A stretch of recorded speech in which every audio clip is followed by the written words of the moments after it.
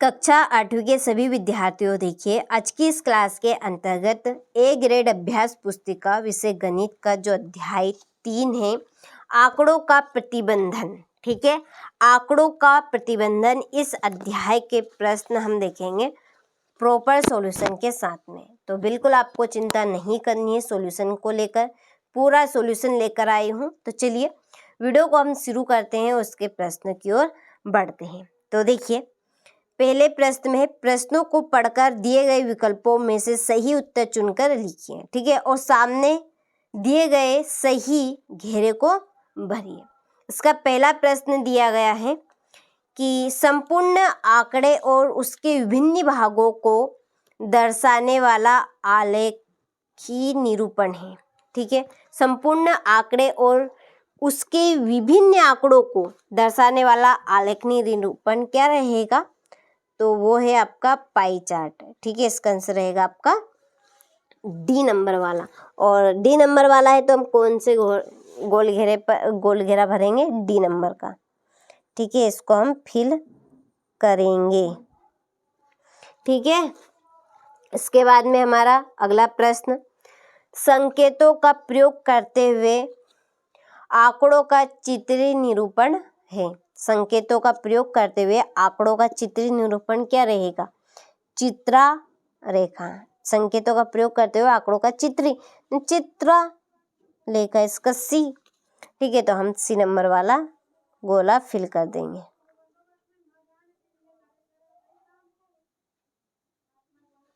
ठीक है, चलिए तीसरा प्रश्न है, जब एक पासे को फेंका जाता है तो 2 आने की प्रायिकता है। देखिए पासे में कुल अंक कितने होते हैं? 6। परिणाम कितने होते हैं? 6 होते हैं। तो 2 आने की प्रायिकता का जो परिणाम रहेगा अनुकूल, वो 1 रहेगा। तो क्या बनेगा? 1/6। 1/6, तो इसका ए नंबर का। तो ये आपका गोल घेरा कौन सा भराएगा? ए नंबर का। ठीक है, चलिए दूसरे प्रश्न की ओर बढ़ते हैं। देखिए प्रश्न 4 है, जब एक सिक्के को उछाला जाता है तो चित्त प्राप्त करने की प्रायिकता। देखिए सिक्का, देखिए ये आपका है सिक्का, ये सिक्का है। देखिए सिक्का एक तरफ भारत है और एक तरफ ये रुपये लिखा है। ठीक है, तो एक को चीट बोलते हैं, एक को पट बोलते हैं। तो कितने परिणाम हुए इसके? 2। ठीक है, हम इसको उछालेंगे, ये इस तरह से उछालेंगे, इस तरह से उछालेंगे तो एक तरफ का आएगा। ठीक है, किसी एक तरफ का आएगा, ये दोनों तरफ तो नहीं आ सकता। तो बताइए क्या होगा? तो देखिए सिक्के में 2 रहेंगे, चीट और पट, और हम 2 रहेंगे कुल, और इसको हम उछालेंगे इस तरह से। ठीक है, हाथ पे रख कर उछालेंगे तो एक तरफ का आएगा, यानी कि 1। तो हम कह सकते हैं 1/2। कुल परिणाम 2 और 1 आने का ये, इसका बी। ठीक है, चलिए 5वां है, जब राहुल, वरुण और अनिल एक रंगीन पहिए को घुमाने का खेल खेल रहे हैं, यदि तीर लाल रंग पर रुकता है तो राहुल जीत जाता, यदि तीर नीले रंग पर रुकता है तो वरुण जीत जाता, यदि तीर हरे रंग पर रुकता तो अनिल जीत जाता। इस खेल को न्याय संगत बनाने के लिए निम्न में से कौन सा रंगीन पहिया प्रयोग किया जाना चाहिए? चलिए तो इसका आंसर आपका रहेगा ए नंबर वाला। ठीक है, कौन सा? ए नंबर वाला रहेगा इसमें ए। ठीक है, पूरा मैं बाद में समझाऊंगी कभी। ठीक है, तो इसका आंसर ये रहेगा आपका।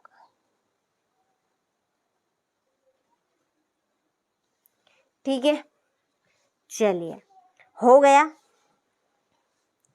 इसके बाद में देखिए हमारा क्वेश्चन नंबर 6, एक थैले में 5 लाल गेंदे और 3 पीली गेंदे हैं। थैले के अंदर बिना देखे लाल गेंदे प्राप्त करने की प्रायिकता ज्ञात हमें करनी है।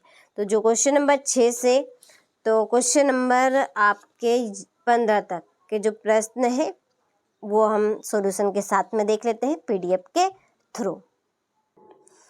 तो देखिए ये हमारा प्रश्न था। तो देखिए कुल गेंदें कितनी है, 5 लाल है और प्लस 3 पीली है, बराबर कितनी है, पूरी 8 है। लाल गेंदें कितनी है, 5 है। तो लाल गेंद पूछा हमसे, ठीक है, थैले के अंदर बिना देखे लाल गेंदें प्राप्त करने की संख्या। तो प्रायिकता, अनुकूल परिणाम और कुल संभवित परिणाम। अनुकूल परिणाम क्या बनेंगे, जो दिए हैं, और कुल संभवित परिणाम यानी कि टोटल कितने हैं ये लगाना है हमें। तो देखिए अनुकूल दिया हमारा 5 और टोटल कितना है 8, दोनों का टोटल कितना है 8। तो लाल गेंद प्राप्त आने की प्रायिकता क्या बनी, 5/8। ठीक है, चलिए 7वां प्रश्न है, जब एक पासे को फेंका जाता है तो निम्नलिखित तो प्रत्येक घटना की प्रायिकता ज्ञात कीजिए। ठीक है, 5 से बड़ी एक संख्या, 5 से बड़ी संख्या नहीं यानी कि छोटी उससे, सबसे छोटी अभाज्य संख्या और सम संख्या। तो देखिए इसका आंसर, कुल संभवित परिणाम कितने दिए हैं, पूरे संभवित परिणाम रहेंगे 6। कितने रहेंगे, 5 में कितने परिणाम होते हैं, पूरे टोटल 6 होते हैं। ठीक है, तो 5 से बड़ी एक संख्या, अनुकूल परिणाम, अनुकूल परिणाम माइनस आप बटे भागित क्या बनेगा आपका, संभवित पूरे परिणाम। ठीक है, तो 5 से बड़ी एक संख्या, एक पूछा है तो 1 बटा कितना आ जाएगा 6, तो 1/6 हो गई। 5 से बड़ी संख्या नहीं, 5 से छोटी संख्या बतानी है। ठीक है, 5 से छोटी, तो 5 से छोटे अनुकूल परिणाम। ठीक है, अनुकूल परिणाम रहेंगे आपके, देखिए 1, 5 से बड़ी बतानी है, 5 से छोटी 1 2 3 4 5, 5/6। सबसे छोटी अभाज्य संख्या 2, अनुकूल परिणाम 1 और 2, 1 और 2, 1 2। ठीक है, ये 2 हो गए, कितना अंक है यहाँ पर 1 है। ठीक है, कितने लिखा 1, तो 1 प्रायिकता क्या बनेगी 1/6। ठीक है, सम संख्या इक्वल अनुकूल परिणाम, अनुकूल परिणाम 2 4 6, तो कितनी है 1 2 3, 3 है।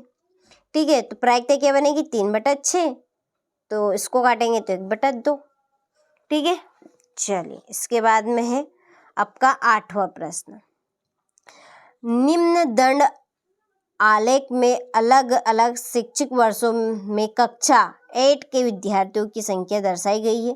दंड आलेख को देखकर निम्नलिखित प्रश्नों के उत्तर दीजिए। देखिए इस दंड आलेख द्वारा क्या सूचना दी गई है, तो इसके द्वारा देखिए अलग अलग शैक्षिक वर्षों में कक्षा 8 के विद्यार्थियों की संख्या दर्शाई गई है, संख्या दर्शाई।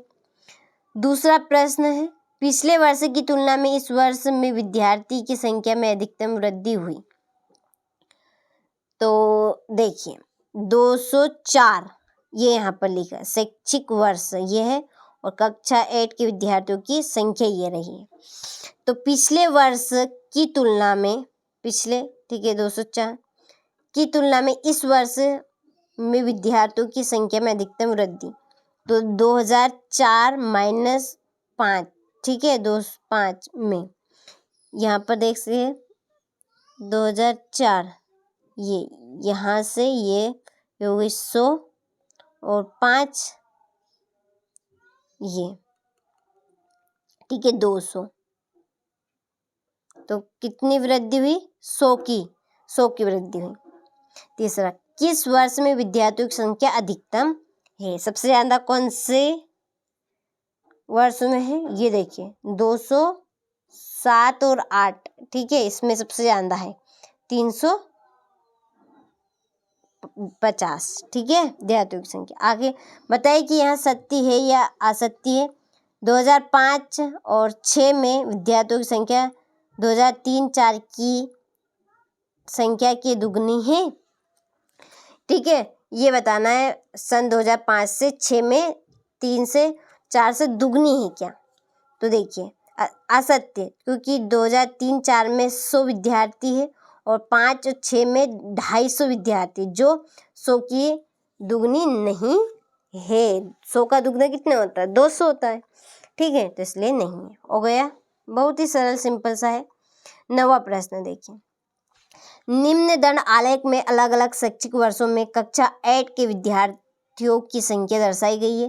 दंड आलेख को देखकर निम्नलिखित प्रश्नों को उत्तर दें। इसमें भी सेम है ये, ठीक है, तो ये आप कर लेना। यहाँ पर नीचे विषय दिया गया है, इसमें अब विषय है और इन्हें कक्षा 8 के विद्यार्थियों की संख्या दी गई है, ये वाली, ठीक है, ये इधर, ये इस तरह से, बहुत ही सरल और सिंपल है।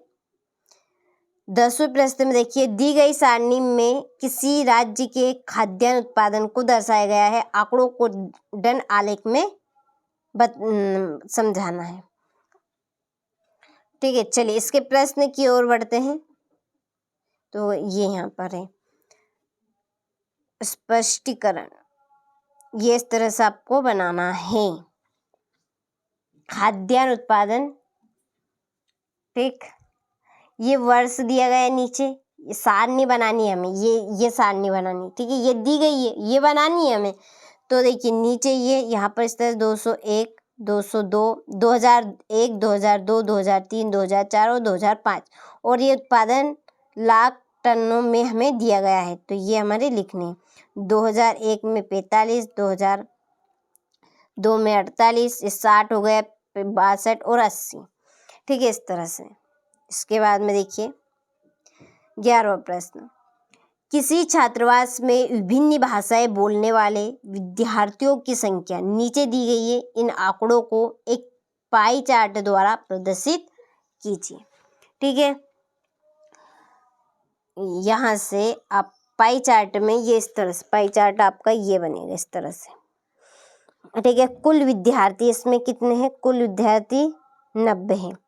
एक विद्यार्थी का योग पूरा टोटल 360 है, उसमें से हम 90 से भाग दे देंगे तो 4 आएगा।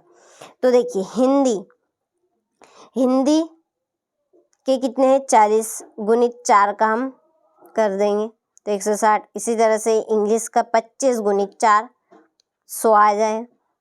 मराठी 15 गुणित 4 60 आ जाएगा। तमिल 10 गुणित 4 40। तो पाई चार्ट के लिए कोण इस प्रकार होंगे, ये इस तरह से हमें बना पाई चार्ट ये इस तरह से आपका बनेगा, ठीक है, जिसमें आपको लिखना है। हो गया। 12वां है 360 विद्यार्थियों के स्कूल आने जाने की विभिन्न साधनों को पाई चार्ट में दर्शाया गया है। चार्ट देखें और निम्नलिखित प्रश्नों के उत्तर दें, ठीक है। ये पाई चार्ट में दिए गए हैं विद्यार्थियों के स्कूल आने जाने के विभिन्न साधन। कितने विद्यार्थी साइकिल से स्कूल जाते हैं? इसमें देखने साइकिल से, तो देखिए कितने 90% विद्यार्थी साइकिल से जा रहे हैं, ठीक है। 90% किससे जा रहे हैं? साइकिल से जा रहे हैं। तो देखिए साइकिल से स्कूल जाने वाले विद्यार्थी, तो 90/360 कोण है 360 बराबर 90 आ जाएगा, ठीक है। और आगे कितने विद्यार्थी बस से स्कूल जाते हैं? बस से देखिए 120, ये आ जाएगा 120, ठीक है। एक सूत्र लगा है, इसमें सूत्र से भी आप निकाल सकते हैं, या ऐसे पाई चार्ट लगाकर डायरेक्टली ज्ञात कर सकते हैं। चलिए बहुत सिंपल से प्रश्न। दिए गए पाई चार्ट में सिंचाई के विभिन्न तरीकों को दर्शाया गया है। पाई चार्ट पढ़े और निम्नलिखित प्रश्नों के उत्तर दें। डायरेक्टली आप उत्तर दे सकते हैं। देखिए पाई चार्ट है, ठीक है। ट्रिप विधि 25%, बावर 46%, ट्यूबवेल आपकी 17%, स्प्राइकल विधि 17। तो देखिए पहला, कितने प्रतिशत भूमि बावरों द्वारा सींची जाती है? बावरों द्वारा, बावर द्वारा, तो 46, ठीक है, ये बावर द्वारा। 17% भूमि किस माध्यम से सींची जाती है? 17% देखिए दो के ट्यूबवेल के द्वारा, एक स्प्राइकल विधि के द्वारा। किसके द्वारा? स्प्राइकल विधि के द्वारा, जो कि पाइप में नल लगे होते हैं, ठीक है, उनके द्वारा ट्यूबवेल वेल से सींची जाने वाली भूमि का प्रतिशत कितना है? ट्यूबवेल के द्वारा कितनी? 17%। ठीक, ये इस तरह से भी आप कर सकते, लिख लीजिएगा ये इस तरह से। 17% भूमि दो माध्यमों से सींची जाती है, स्प्रिंकल विधि और ट्यूबवेल के द्वारा। ठीक है, चलिए इसके बाद में है 14वां प्रश्न आपका। किसी व्यक्ति की मासिक आय 15,000 रुपये दी है, उसके द्वारा मासिक बचत को पाई चार्ट पर दर्शाने वाले त्रिज्यखंड का केंद्रीय कोण 60 डिग्री है, उसके द्वारा कितनी मासिक बचत की गई है? मासिक आय का कितना प्रतिशत है? तो देखिए पूरे वर्ग यानी कि पूरा वर्ग का जो कोण है कितना होता है? 360 डिग्री का। तो बचत वाले त्रिज्यखंड का कोण 60 डिग्री का होता है। त्रिज्यखंड का जो कोण है वो 60 डिग्री का होता है। तो सूत्र लगेगा आपका बचत का प्रतिशत, त्रिज्यखंड का कोण बटे पूरे वर्ग का कोण गुणित 100। तो त्रिज्यखंड का कोण कितना है? 60 है, 60 रख देंगे। पूरे वर्ग का कोण कितना है? 360 है, गुणित 100।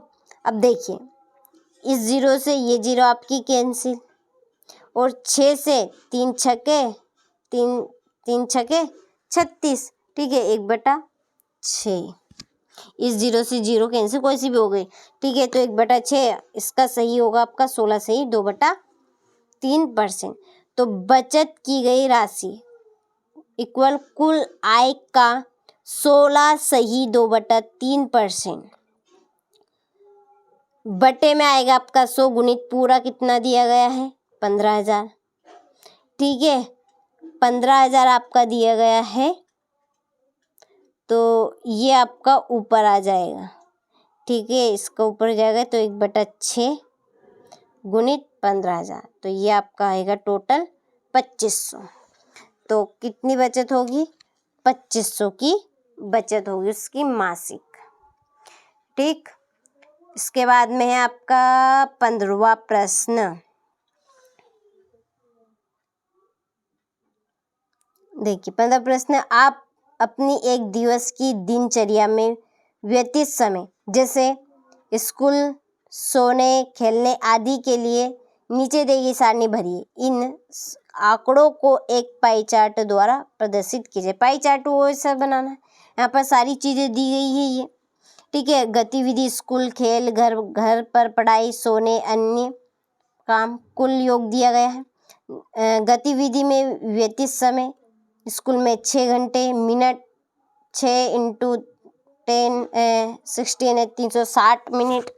ठीक है, इसमें 2 घंटे में 120 मिनट, 3 घंटे में 180 मिनट, 8 घंटे में 480 मिनट और 5 घंटे में 300 मिनट। टोटल मिनट 1440 मिनट लगेगी। और इन्हें 360 की पिन दी गई है आपकी।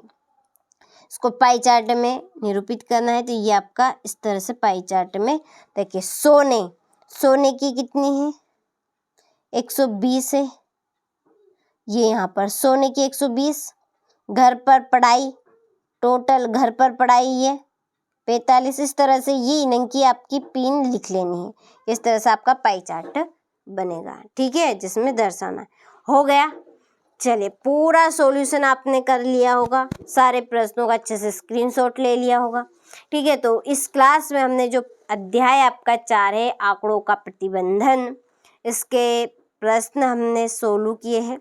बहुत जल्दी मैं आपके लिए जो क्वेश्चन नंबर अध्याय आपका 5 है, कौन सा? 5 वर्ग और वर्गमूल, इसका सॉल्यूशन लेकर आऊंगी। ठीक है, चलिए तो मिलते हैं आपसे अगले वीडियो में।